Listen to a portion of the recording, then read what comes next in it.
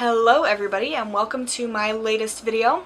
Today I'm going to be doing a book review on The Butterfly Mosque by G. Willow Wilson.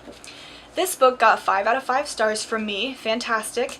It's about 300 pages long, very easy writing style, and it follows a young American woman who moves to Cairo, converts to Islam, and falls in love over there.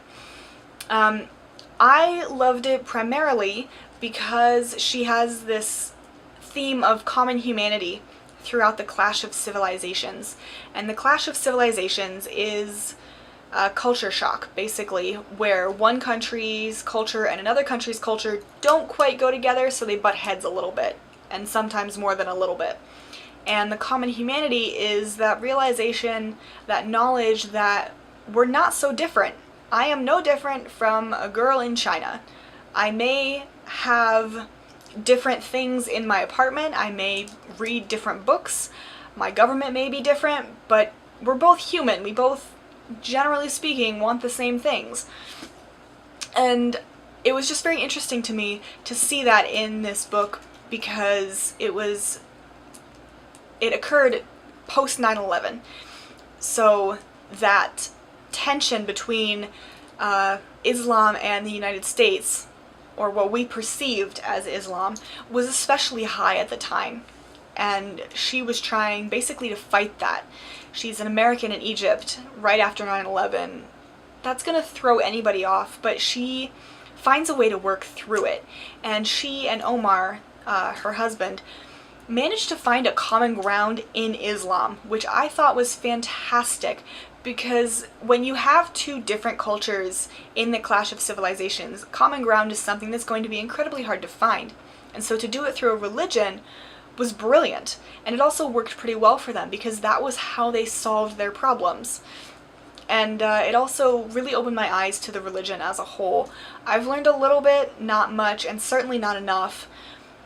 But this book made me realize that the demonization that has occurred in the United States of the Middle East, of Arabs, of Islam, anything of that region, has taken it to a level that is absolutely unbelievable.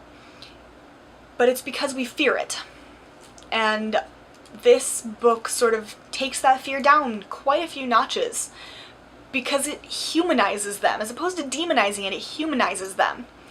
They're just like us. They have families. They have huge parties for their weddings.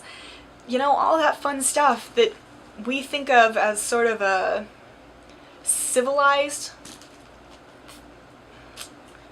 token.